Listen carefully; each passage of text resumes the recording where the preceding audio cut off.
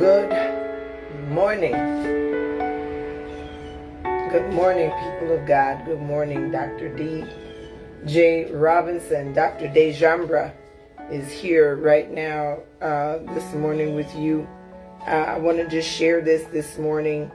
I'm reading a book. This is how I respond to tragedy and loss. I research, I study, because that's what the Bible tells me to do, which is to study to show myself approved as a workman of God that needeth not be ashamed. So I believe that my responsibility in this is to share with you, pastors, leaders, clergymen, clergywomen, responders of that nature, to just share some information with you.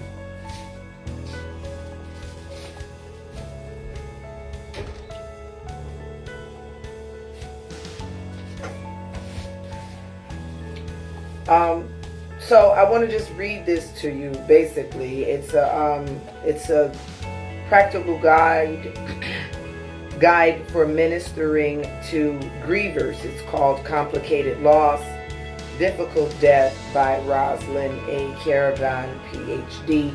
That is in the subject line, so I'm sure that I'm not plagiarizing someone else's material, because I will be reading it word for word. So I hope that you can hear me. I know that many of you are at work. It's like 9 o'clock. Usually during the winter months, I'm on my way to whatever. So what is complicated grief? Okay. Uncomplicated grief is whenever we experience a significant loss, our internal reaction is one of grief. We cannot experience a significant loss without also experiencing grief. Grief is unavoidable. Spontaneous response is an unavoidable, spontaneous response to loss. Grief is universal, felt by everyone, and is experienced at many and varied times in our lives. It is an ordinary, everyday occurrence that we all must live through. Grief is also unique to each individual. How we experience grief and what we experience in our grief differs from person to person, circumstance to circumstance, and culture to culture. No two experiences of grief are ever exactly the same. Yet there are some commonalities in our experiences. And it is these commonalities that draw us together in our grief. For most of us, grief evolves into a process of grieving that stays with us over time and consists of certain responses and accompanying tasks. The initial responses are psychological. They're psychological, they're physical, social, and spiritual. And I'll go through these. The psychological response is shock, denial, and disbelief. After experiencing a significant loss, such as death of a loved one, the sudden loss of a job, a divorce, our initial emotional reaction is usually disbelief, even shock. We can't believe that this has actually happened to us. Our loved one can't possibly be dead or gone, or we cannot have possibly been fired or downsized. We simply cannot and will not believe that the event has taken place. The disbelief will occur even if the loss is anticipated. It is our way of adapting to the impact that the loss has and will continue to have on us. It is also a cushioning of the initial blow of immediate unrelenting pain. This is an automatic and natural response. I want to say that again. It's an automatic and natural response. My encouragement right now to you is that you are not alone in this process of grieving. Whatever you are grieving, your response to the grief is an automatic and natural response. It allows us additional time to adapt, particularly to the overall and everyday psychological, social, and spiritual ramifications of the loss. The next initial response, and I'm going to move this to my internet. The next initial response is physical. The physical response could be loss of weight, crying, inability to sleep, lack of strength, and physical exhaustion. So when you are dealing with someone who is dealing with grief, you will see these symptoms physically manifest themselves, okay? The list of physical responses represents only some of the possibilities. These responses may continue throughout the grieving process and seem to be the least of our, these responses may continue throughout the grieving process and seem to be the least under our control. So we can't control it. Our physical responses often create the greatest anxiety in our grieving process and are of the most immediate concern to us. Okay, so when you start losing weight, it gives you anxiety. It just starts to get really bad. And so it can spiral out of control. The social and behavioral response and detachment and avoidance of being alone. So it's just like an in and out thing. You want to be alone, but you really don't want to be alone, and you're not really sure if you should be alone, and then you want people there, but you really don't want to be bothered. So again, this is not an exhaustive list.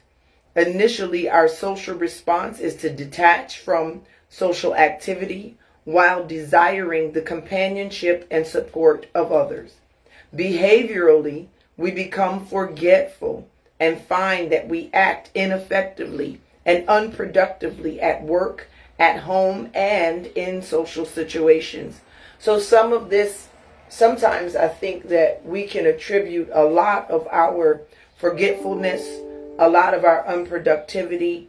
It could be some disguised or suppressed grief that we may have. I don't know. It could be. The spiritual response is insecurity, confusion, distrust, anger, and questioning. We question God's steadfastness and faithfulness, and even God's very existence. We question God's actions in our lives. We may ask, why did God do this? We may wonder if we are being punished, and meaning eludes us.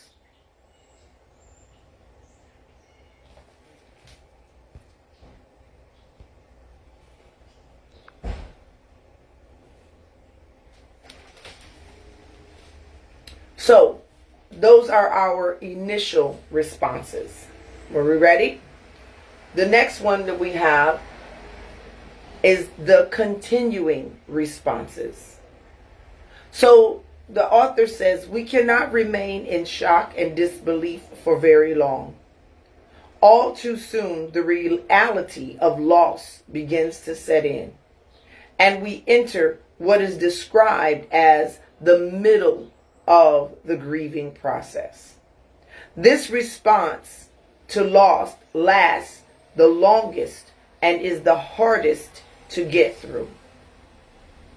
Eric Lindemann coined the phrase grief work to describe the process of getting through this time of grieving. Someone needs to put that in the subject line. Grief work. Grief work. So the psychological continuing responses can be disorganization and despair. Other feelings include confusion, yearning, sadness, anxiety, guilt, anger, relief, loneliness, resentment, emptiness, shame, helplessness, and hopelessness. Psychologically, we may feel overwhelmed and bombarded by the variety and the intensity of our many feelings. So this happens in grief. The physical continuing responses can be loss of weight, inability to sleep, decreased sexual interest, crying, fatigue, chest pains or palpitations, a lump in the throat or choking, and digestive problems. So these may be some signs of grief if you have grief. The physical response of the initial response to loss continues and increases. Coupled with emotional and social and spiritual responses, these recurring physical responses can be quite distressing. Next, our continued response in a social and behavioral way. There can be restlessness, inability to initiate and maintain long periods of social activity, inability to sit still, and withdraw from social activity. At the very time we need support and companionship the most, our response is to withdraw. Other behavioral responses include hyperactivity, increased use of medication, disturbances in appetite and sleep patterns, a tendency to either cling or withdraw, and a tendency toward impulsive behaviors.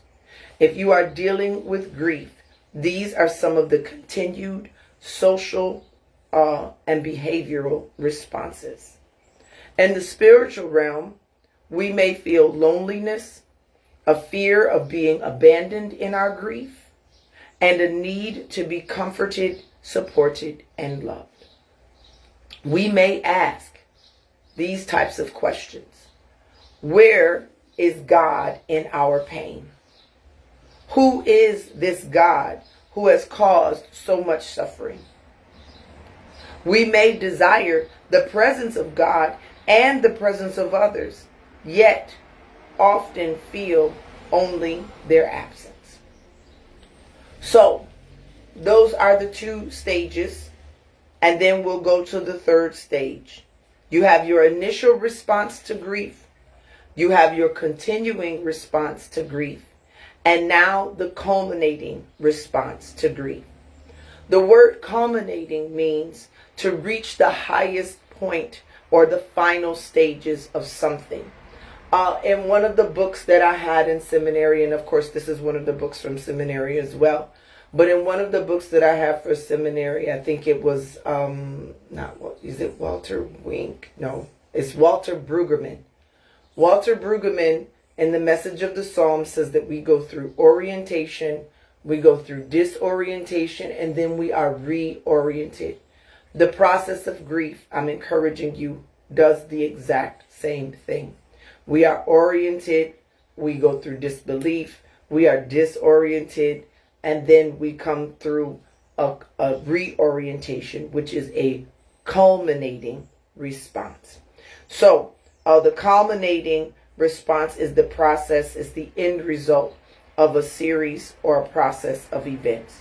So after you've processed this thing quite a bit, you can have these types of responses. And so it reads, although some losses will take a lifetime to grieve, there will come a time, come on, be encouraged. There will come a time for most losses when the loss is no longer the primary focus or the central preoccupation of our lives. We transition back into the world of living. That's my prayer for us this morning, that those who are experiencing grief, those who are experiencing loss, will transition back into the world of living. Psychologically, we experience reorganization and reconnection. Eventually, we are able to sufficiently work through many of our feelings of grief and let go of or emotionally detach from our previous relationship with the deceased or the one that we lost. We are ready to reconnect to a world without the physical presence of our loved one. We are able to reinvest in life and look to the future. There is a diminishment of our immediate emotional responses and a renewed desire for living. Although we will experience guilt, and that guilt may continue to bother us.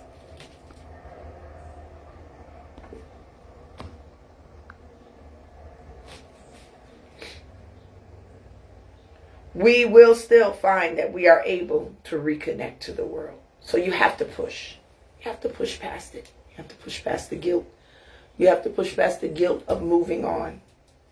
And that's what holds a lot of people in a place of like turmoil, in a place of strife.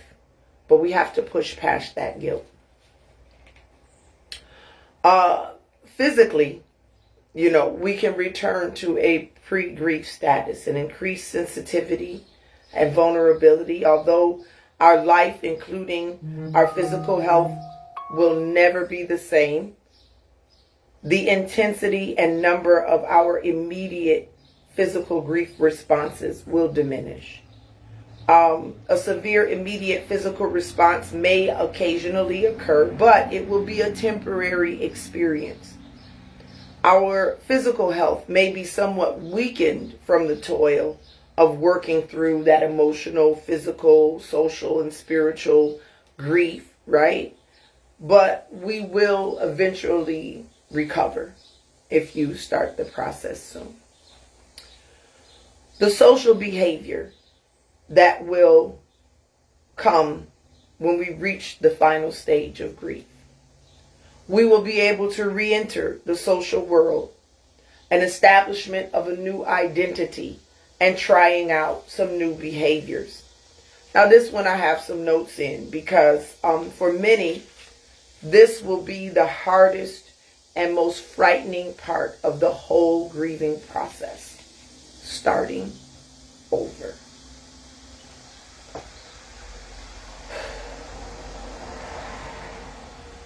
But it can also be an exciting time. Trying new activities, trying new friendships. But we also have to remember the trauma will try to set in for us, right? The trauma will try to set in. For on the spiritual side, hopefulness, transformation, and resurrection. When we come to the end of the cycle of grief, hope is resurrected. Our relationship with God is being transformed. We begin to find God present in the midst of our anguish and angst. We are rediscovering God as a faithful, loving, and ever-present companion in our grief.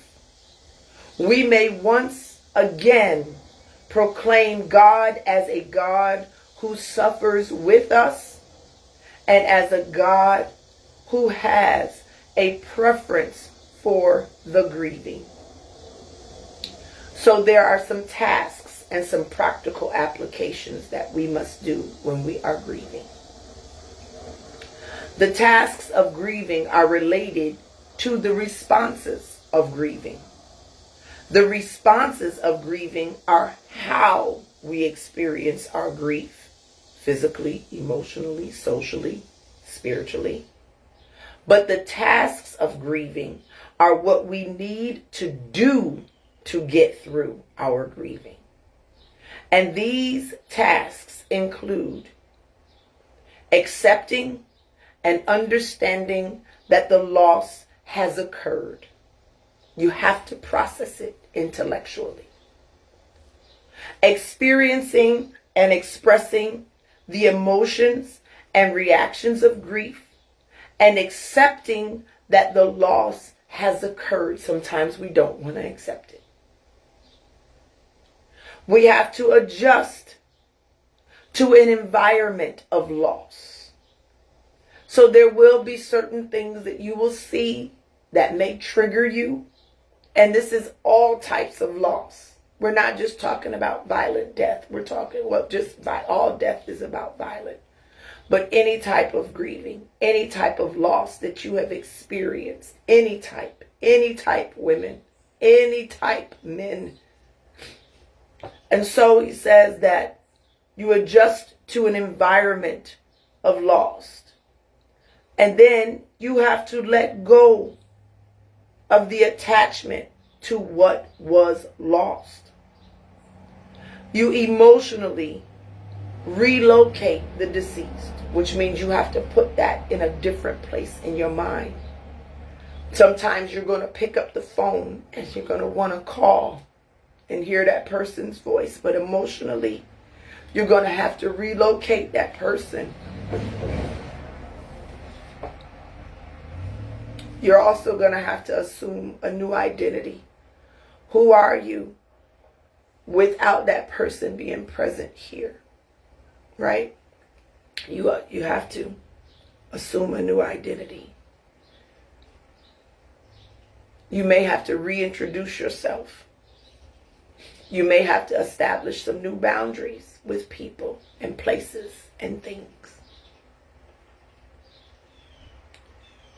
You also have to reinvest in life. You have to rekindle your relationship, rekindle your emotional connection, and reinvest in yourself. And that's where I try to encourage people to love yourself more. Love yourself more. In spiritual terms, the author adds the following tasks: working through the anger, the confusion, and disbelief. I encourage you all, because some pastors, and I'll say this out loud, are ill-equipped to deal with your grief. I encourage that you read your Bible and pray and seek out the professional help of a grief counselor. It's okay. We have stigmatized mental health and wellness services.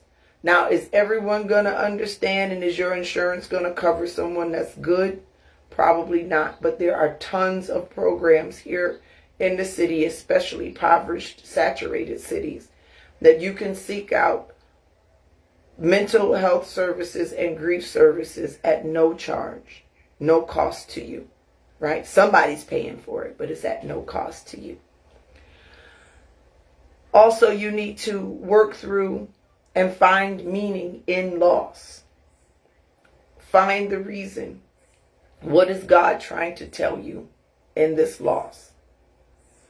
You also come to a renewed understanding of who God is to us.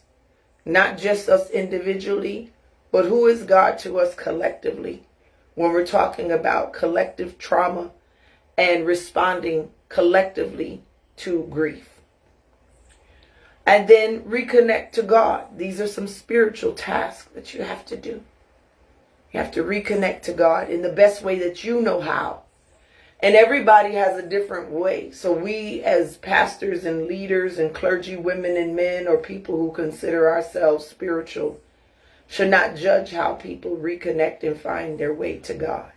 There are many ways. Even Jesus said, in my Father's house, there are many mansions, right? Many rooms, many doors, many ways to get to God. So reconnect, find your connection to the truth, to the universal God. And then resurrect hope. Resurrect hope. Hope is closely related to trust. And so a lot of times when trauma and grief happens to us, we don't trust as much anymore. We almost don't trust life. We almost don't trust God. We definitely don't trust people.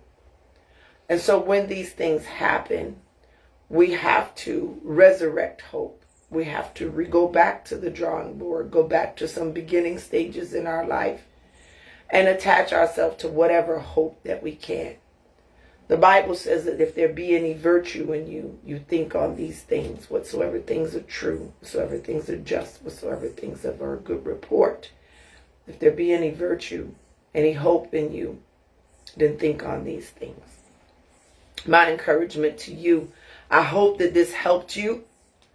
Again, I'll show you the book because I don't want to plagiarize any author. This is a book that I have from my seminary. It's a practical guide for ministering to grievers.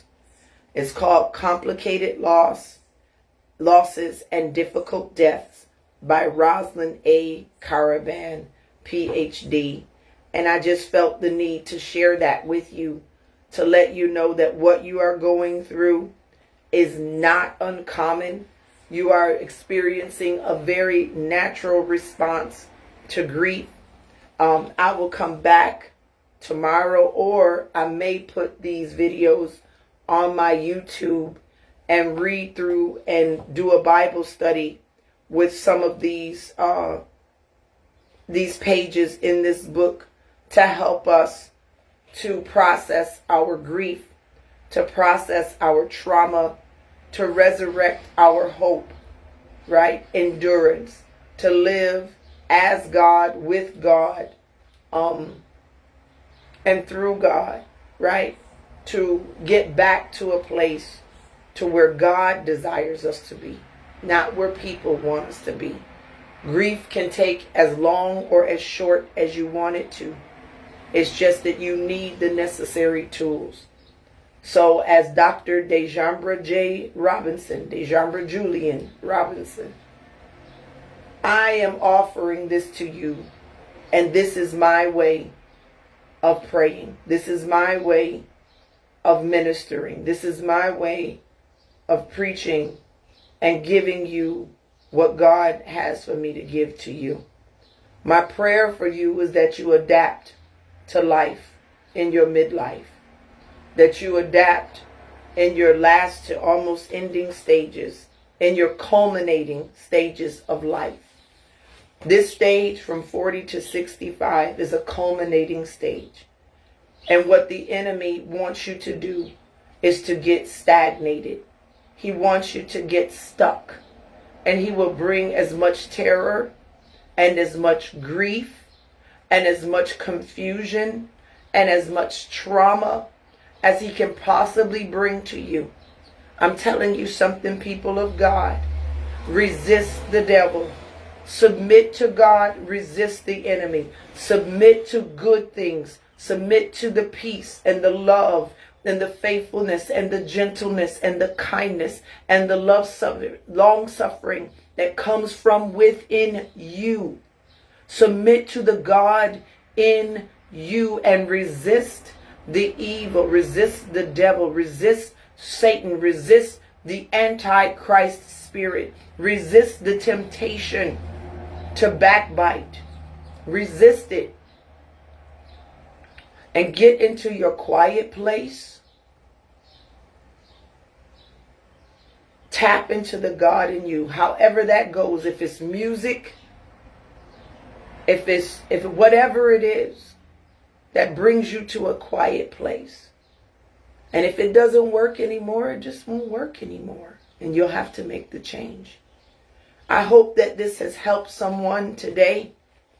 I pray for you. Let us pray our prayer of serenity.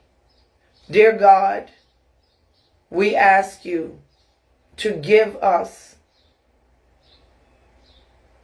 the serenity to accept the things that we cannot change. Give us the courage to use the tools to change the things that we can. And give us, oh God, the wisdom to know the difference. Help us, oh God, to accept hardship as a pathway of peace. Help us to live one day at a time. Enjoy one moment at a time. Let us trust in you and know that you will make all things right if we just surrender to your will and to your way. Help us to have a submission to you and a resistance to the temptation of the enemy, so that we could have a decent joy in this life, and that we can have a wonderful joy in the life to come. I pray that God gives you strength for your body. I pray that he gives you wisdom for your mind. And I pray that God gives you peace that surpasses your understanding for your soul. May God be with you until we meet again. This is Dr. Dejambra at drdjrobinson.com. God bless you.